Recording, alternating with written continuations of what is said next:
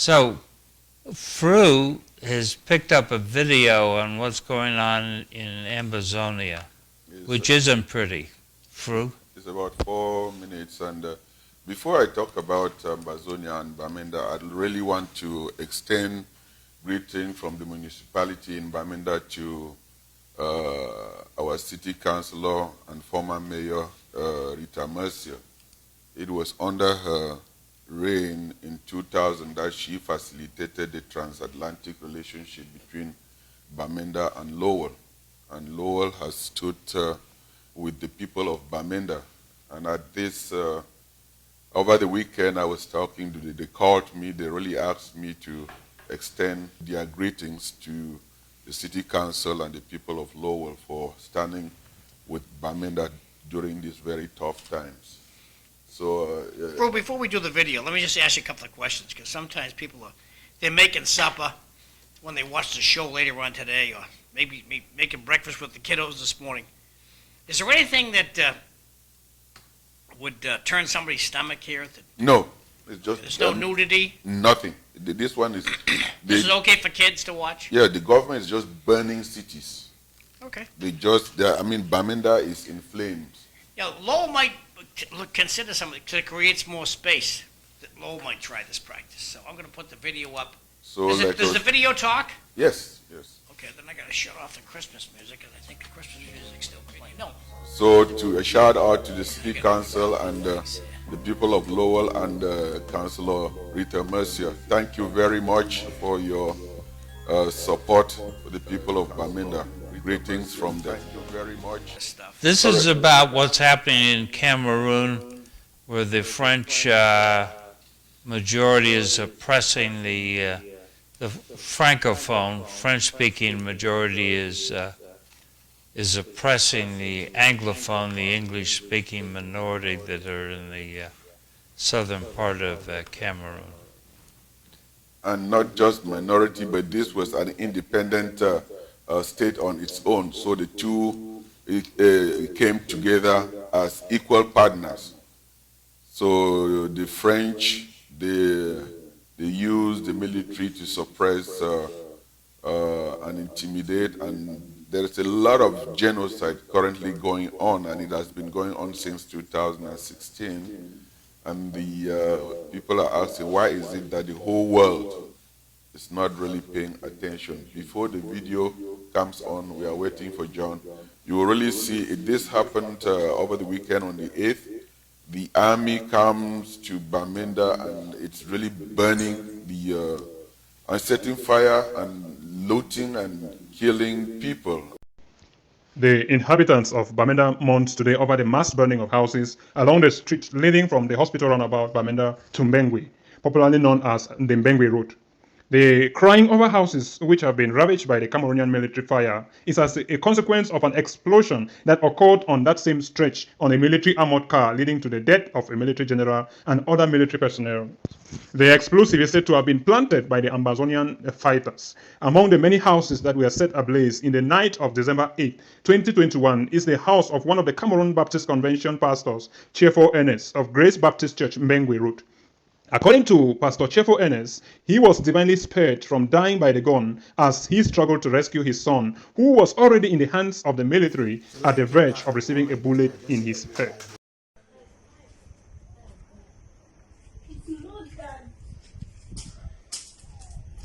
Masa dark days in Bamenda why? Kai.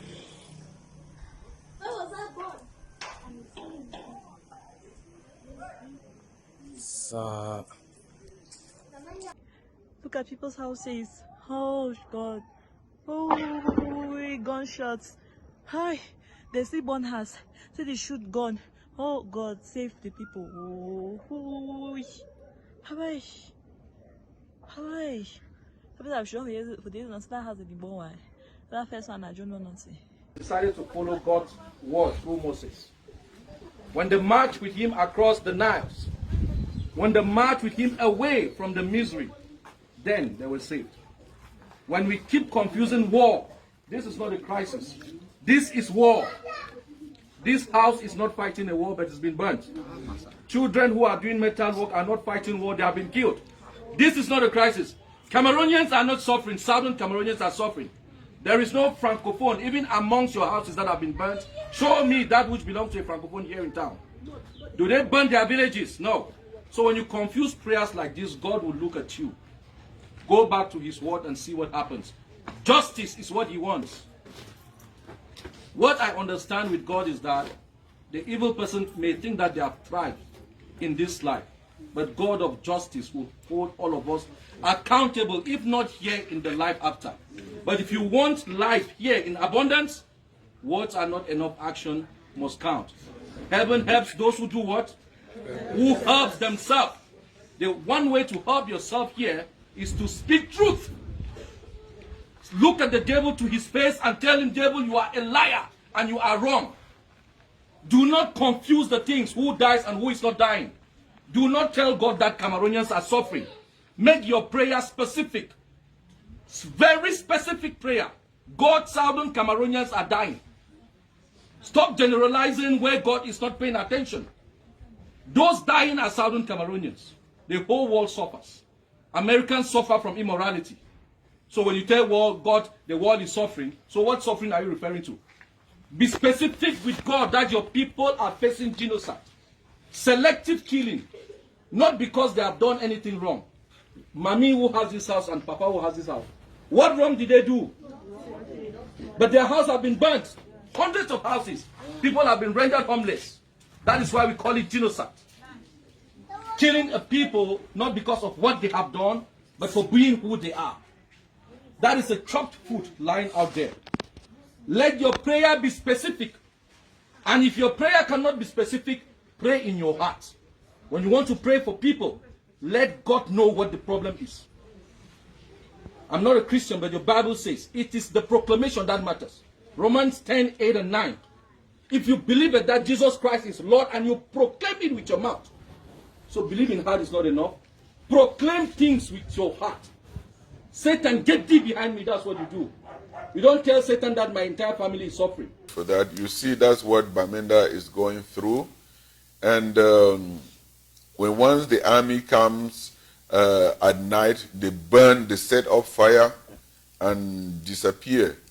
And what they have been doing is army comes in civilian. When they see any young men, they will shoot them, they will kill them. In the morning, you see how bodies are lying on the streets. Right now, Cameroon is campaigning to host the African Nations Cup. And one of the, can really look at the situation that's going on now. Is that so? Is that a peaceful environment that they can host an international competition? The main reason that Cameroon is pushing to do this is because they are really desperate. They have something planned that if they host those games, they can stage something bad and then blame the Ambazonian resistance forces so that they can get sympathy from the international community.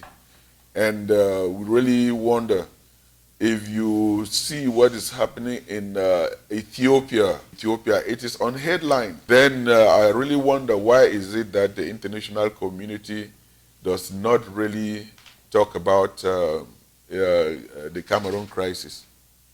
No, I think you're right in your analogy with Ethiopia and Eritrea and all that makes the news, and Ambazonia does not. Cameroon does not. Maybe I'll write a letter send an email to the newspaper, see what I can do. The other thing this points out is, I think we've been pretty lucky. Louisiana, we purchased Louisiana from French, yeah, and we've managed to integrate them into the United States without a lot of trouble. Canada, heck, there was a move for the French Canadians to secede from the rest of Canada. What was that, 20 years ago? The Quebecois? Yeah. So, well, it's interesting you bring that up, Cliff, because they wanted to secede from the Canadian government, but they still wanted all the benefits the Canadian government provided. They still wanted them to provide the benefits. even though they wanted to secede from the government. Yes. How do they want to secede? Most Canadian prime ministers have come from that area, right? Yes. Which is very different from Cameroon. The Cameroon government statement is that there will be no Anglophone can be the president of that country. The country has existed for 60 years and there has been no Anglophone. And knowing that before independence, English-speaking Cameroon was the first country in Africa to have a multi-party system. They would have actually learned and taken the lesson from the English Cameroon, but because of France influence, that if an Anglophone is president, they are going to change the mentality of the Francophones, and France will really lose, because Cameroon can exist without France, but France will be a third world nation if it loses Cameroon and its colonies in Africa. So one of the things in the back of my mind in this is that everyone sort of goes, those Europeans, but there are differences in Europe. And this difference between England and France, which has been going on for 1,000 years, this competition between the two, sees itself work out in Canada and Cameroon. We shouldn't be too quick to just lump everybody together, but to be aware of the differences and that how these differences can impact people's lives. That's very true, Cliff, but when you look at the English-speaking countries of Africa and the world, they are more progressive. But the French countries, the French-speaking countries, France has a hold on them. And their intention is really to render them very, very dependent on France. Their system is they are being governed from France. Yeah. I got a question. Go ahead. Why hasn't England stepped in? That's a very good question, George. And I don't really know how to answer it, but all I can say is there are English companies that have signed contracts with the current regime. And what the current regime, the Francophone regime, has done to secured his alliance around the world is they bring the Chinese, they bring the British, they bring all this to give them all contracts and mining deals in southern Cameroon. So whatever is going on, they keep their mouth shut because they have been bought over. I will speak for the producer, John McDonough. Money rules. Yeah. First point, I think, is important. People are always changing history. In Russia today, if you teach that Russia invaded Poland in 1939, which I think it did, you can get put in jail for 3 years. Because the Russians say, oh no, we never invaded Poland. So I think that, history's sort of malleable.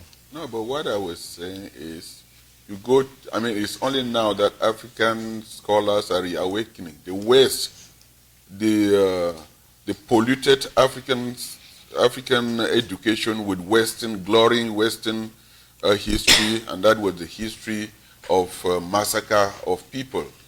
When I went to school, I learned of the German Empire, the Austro-Hungarian Empire, the Russian Empire, the Napoleonic Wars, and all those were things that they really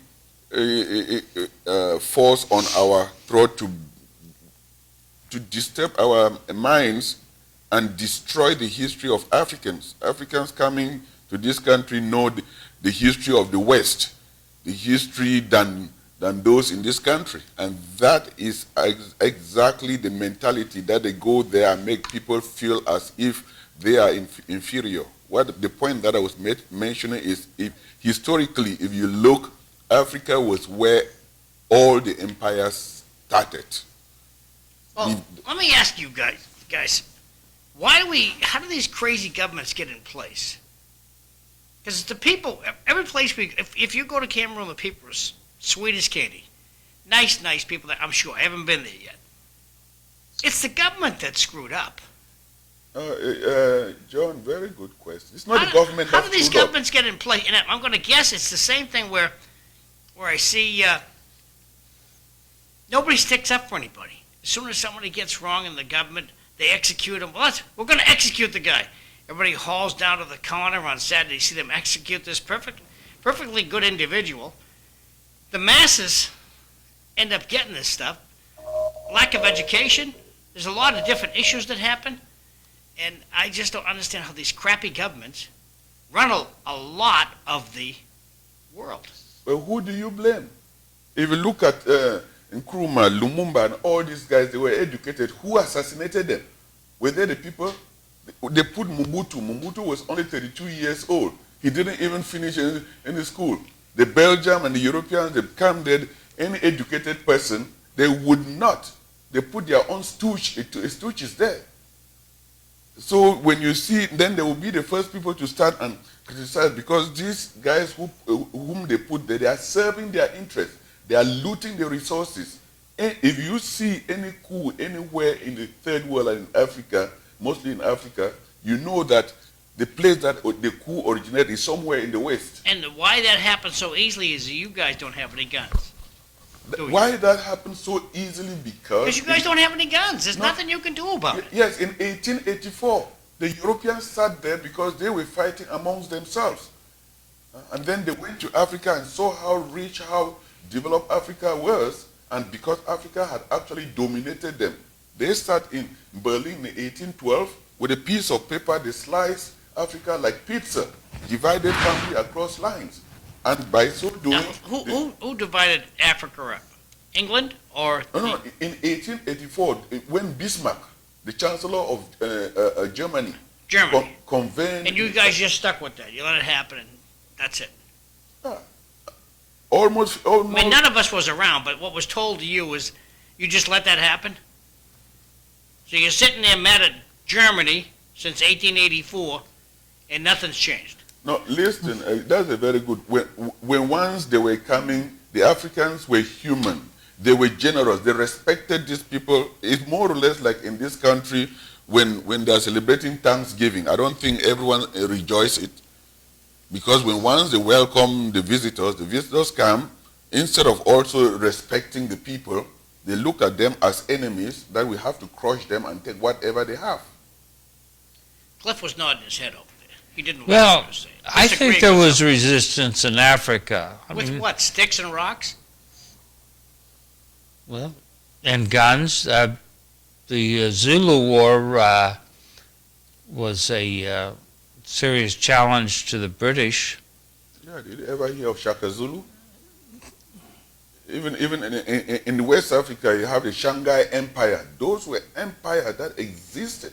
You go today, Timbuktu, that's where the first university was.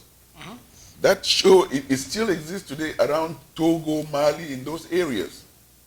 You come to the museums in the Western world, you see art that shows that the knowledge that existed, they looted all those things. Why are they in the museums here? When all those things came from Africa, that shows where all that knowledge originated. Well, on the other hand, not everybody who has been running Africa in our lifetime has been good. There's Big Daddy Idi Amin. I don't think he covered himself with much glory. Well, but where did he end up? Saudi Arabia? Idi Amin was a British soldier. You see, when you talk of any, so you're blaming the British for Idi Amin. No, I am telling you that they sent Idi Amin there When Idi Amin started becoming a good person and and when once you are in Africa, if you are a slave to the West or to the colonizer, you are a good person. When immediately you start turning the resources to your own people, you are a bad man. That's how it is. Look, I mean, in Libya, wherever. So can you justify what Libya is today? Oh, no, I think that we made a huge mistake. Because it was prosperous. Yeah. The, I'm blaming the U.S. Secretary of State at the time. I think we've beaten this into the ground. I don't think so. All right, George. First George, then Mike, then Fru. Well, Africa, the way I understood it, was basically some states like Egypt, I guess, was a state of some sort. Egypt, during the 1900s, actually threw out non-Egyptians. I wanted to touch, Fru's got to go to work and make the world better here in about 10 minutes, but I want to talk about COVID. I'm just looking at the economics of it. We're excluding people from the workforce because they have not Cliff, gotten the vaccinated. people up at the cemetery, they don't care anymore. This is a life-death situation. This is a time to be serious about your health conditions. If you're going out in the public, you're going to take you're going to spend some time at the grocery store today, you're heading over to Market Basket. The one in Pawtuckaville is beautiful, by the way. If you're not been vaccinated, you don't have your booster shot, you should be wearing a mask. At least consider it. Do whatever the heck you want. Take a slow, and if you're not taking any precautions, take a slow drive by the cemetery because you're going there. So. But with these people who are not taking the precautions, who are questioning everything, when they are sick, where do they go? And why do people risk their lives to take care of them when they are the ones who are careless? That is the question. I hear what you're saying, but we're facing the fact that hospitals are having trouble. And part of it is because they're excluding unvaccinated folks from their workforce. Okay. Is that Because a good trade-off? Yeah. Oh, Cliff, you have some wizard of a doctor out there saying, well, I think our personnel carry this and are contaminating our patients with it. And then the lawyer at the meeting says, if that's found to be true, you're going to get sued by that family whose father died or grandmother died because you let somebody who was not vaccinated wait on your grandmother and they died. And so the lawyer says, sorry, we'd lose that case. And then the insurance company says, we're not going to cover you for that case. So once your insurance company calls you up and tells you, Cliff, your motor vehicle is no longer insured. So, Fru, your car no longer has car insurance. How far are you going today, buddy? You're not going too far. As soon as your insurance company says you have no coverage, that's when the door closes. And I think insurance companies are telling the hospitals, we are not going to cover you on COVID. Fru, go ahead. I was just saying that, Cliff, when you hear that a doctor is dead because of someone's carelessness, how do you feel? He or she is exposing herself or himself to care for someone because of that person's carelessness and finally dying. How would anyone feel? Oh, I agree with you. You feel bad. But I also feel bad for the people who die because they get excluded from care because we don't have the capacity. Fru, you've got to go to work and make people better.